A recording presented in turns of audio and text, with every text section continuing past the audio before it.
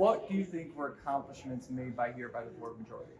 Well, I'm really glad that all the board members really invested a lot of time last year to learn about the operations of the board. There was a turnover of most of the members, so really digging in and learning all about county government.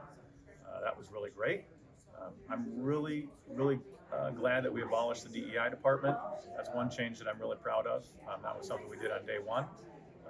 In addition to that, I think we really got into a groove. And one of the things that I really appreciate is the number of questions that our board members ask. Now, a lot of boards have, kind of a status quo, business as usual, and things kind of flow through real quick. But we have board members who are very interested in the details. And so that's something I appreciate. So the accomplishments you listed off, DEI department, January 3rd, almost a year ago, and then having the board members be wholeheartedly invested in just being part of it. That's it. No, that's not it. Okay. No, there's lots of other things, but you just caught me right here after a meeting. Well, yeah, so. But I've been trying to do this interview for a while. So anything else? Like I said, sure. Great things like the new Veterans Department. We had a Veterans Affairs Department in the past. It was just quite small. And so what we're really looking to do is just build and expand on that and really focus on serving veterans, into the future. And like one of the public commenters talked about the family members of veterans being so important. And that's something I know the board agrees with as well. And so being able to just add a little bit of resources to the department, I think is going to be a great change in this year and in future years. Now talk to me a little bit about when it comes to issues that came up. The health department budget was a huge topic of discussion. Yeah. It all stemmed up from that $2.5 million general contribution. Yep. Where did that $2.5 million come from? That came from Adeline Hambley. She provided some graphs and some other notes in the very beginning, and 2.5 was an average of the numbers that she had given. And so we just started, kind of start at the base and build our way up. You said during the meeting it came from you looking online. Right, yeah. She had sent information via email, and then I also pulled information from all of the past budgets. Yeah. Past budgets, how far back? I think I went back as far as I could, so like 10 years. So the end result then was we worked our way through the whole process. Once the process was done, there was a lot of reporting during the process before there was anything finished. But once we got done, we passed the second highest budget for the health department, at least in the last 10, 12 years at least.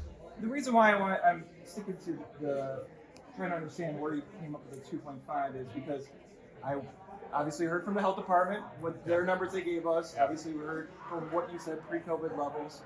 But when I went through the Ottawa County budget online, nowhere. I can get you the document that I got. Yeah. All right. I can email it to you. Is it that little Excel graph that you? No, it's one from the health officer. Okay. All right.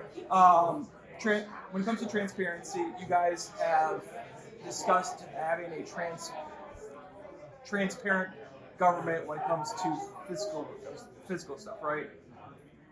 This is the first interview that we have done. Oh yeah. You've done nice to connect. Yeah. You've done interviews with Justin Barclay. Yep.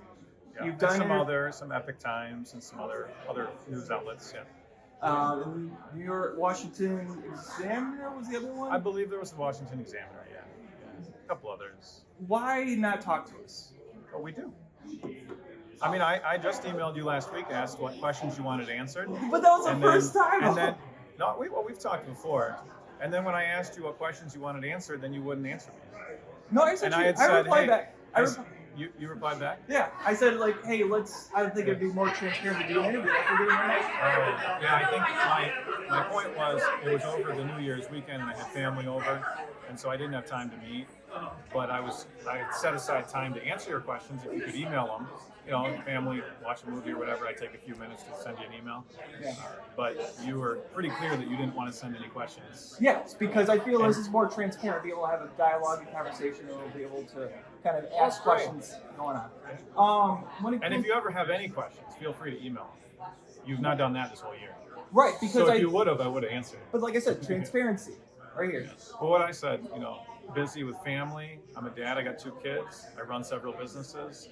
And I'm a commissioner. I'm a part-time commissioner. So these been long meetings. Well, we've had a year where our commissioners are very invested in learning about county government, making the best decisions we can for residents, and really, being on all the committees was really helpful. So I'm not trying to make an excuse to say we're too busy, but it is a reality. Because I tried to set up an interview back in October and November. Was that the one where you chased me out to the car? No, that was September. Oh, okay, yeah, that was like the month. And then July too. Yeah. Like I said, I tried to ask you questions about the Common Legal Group. Yeah. Common Legal Group, from what I've gathered from FOIA requests, it's cost the county almost $430,000. And then on top of that, I know they list within their billing $230,000 in unpaid, or not unpaid bills, but Gifted. Yeah. Unbilled. Yeah. Unbilled hours. Thank you. Yeah. Unbilled hours. Yeah. Because they only charge one hourly rate, one attorney rate, even if two are working on something. Yep. Right. Yep. Because Jack was able to sit down and talk to me about that when he first came up to me in discussion. Do you still find them good for Ottawa County? Excellent. And why so? I really appreciate their expertise. I like their perspective. They're focused on supporting the Constitution, and they really are looking at being excellent in their work, and so I appreciate that. When it comes to, from what it came out in the reports, your business partner for the IT company that you run in Jennison? Yeah, Johnson. Jennison. Is a Coleman who is related to David Coleman. True, yeah, nephew. You voted in favor of having a Coleman. Do you still stand by that vote, and do you think you should? 100%. Yeah, one of the things that I've learned is over through my business career and professional careers, you work with people that you can trust. So going into this, I didn't know Coleman Legal. I had heard their name because they're one of the best constitutional attorneys in the state of Michigan, and have helped with a lot of high-profile cases and things like that. But didn't know them, and so that kind of connection was really great because it's I trust my business partner. I was looking for someone else we could trust, and when I realized that it was possible we might be able to work with one of the top law firms in the state, that was a no-brainer. Now, when it comes to, obviously the Coleman Legal Group also deals with the lawsuits that you all have going on right now. Yeah. $4 million lawsuit, or $4 million settlement, that is a deal or not deal discussion. Obviously, they represented you in the closed session. Can't get into it because obviously it's a closed session. But some people obviously talk about closed session. I've seen some reporting. Sources, yes. Where some sources, yes. Also named board members are talking about. I am not going to give out my sources, but at the same time, you came out in this public meeting, and I can't remember, so I'm not going to quote it because I don't want to screw it up, but obviously it's I can help. Yeah, yes. Go for it. What are you looking for? You came out and said that Ottawa County has decided to.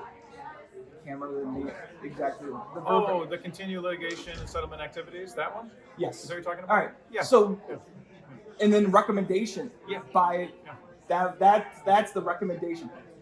Yeah. What was the recommendation you were trying to reiterate? Good question. So it would be illegal for me to tell you specifically what happened in closed session, but I can tell you what didn't happen, because that's okay.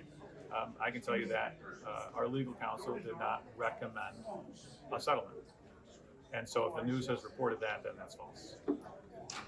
But you said, and here in this public room, recommendation. Do we want to have John or this nice man be able to stand up? Your arm's getting tired? I'm good. Okay. All right. Okay. Recommendation. What was it? What was it? Yes. So you'd like me to illegally disclose something from No, session? but I'm just trying to understand what you meant by recommendation. Well, if you have any other questions, I'd be happy to answer, but I have an 11 o'clock I have to get to. And I have to drive there. 15 minutes. All right. Anything else you'd like to add in? Really excited for this year. Looking forward to it. Really thankful for the efforts of the board members, and look forward to talking again soon. In the public comment, and does it bother you at all? Though I mean, when people stand up and swear at you and things like that. No, it doesn't bother me at all. We everybody can come here, and even if they complain about having their First Amendment rights abused or something, we always give people 3 minutes to address the board, and it doesn't bother me at all. Some people they want to swear. That's the that's their 3 minutes. So it doesn't bother me. Okay.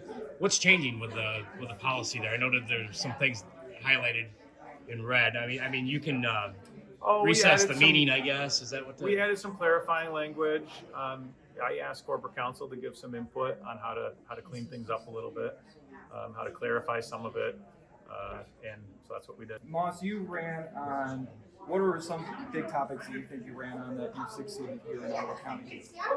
Well, we ran on supporting conservative values and freedom and family, and making sure that Ottawa County is a place where freedom rings. And that is, we definitely have taken action in the last year, and will continue in the next year to continue prioritizing freedom and families. And if we go back to the Veterans Department, for example, there is a big focus on the families of veterans. And one of the public commenters mentioned that. And that is important to remember, that that family connection, that's community. We do have to take that into consideration. One last thing I always have to ask. Childhood innocence, you mentioned it in my email. Extremely important, yes. You passed a resolution. I know Zalstra had tried to get at least 90 days to come up with a plan and policy more in place. Right. Ebel seemed to made a comment about the fact that let's pass it and give the county leaders a chance to come up with a plan and policy. Yeah. Has a plan or policy come up? The plan and the policy is the resolution. But Zalstra. So I'd encourage you to go read it. Read I the did. exact I did. language, It and said that should help. stop county departments from the over sexualization from events, activities. Right. We want to make sure. But what events and activities? We want to make sure that money is spent well, in a neutral manner, supporting families, supporting, fulfilling the role of government, and making sure that there are no funds spent on the sexualization of children. So at this point, there is no. Ever since that meeting, there is no plan or policy No, other than the resolution. The resolution speaks for itself. Yes. Yeah. Could you name off activities and or Right. events? I gotta go, guys. I'm a little late, but I have a meeting at 11. So it's nice to see you.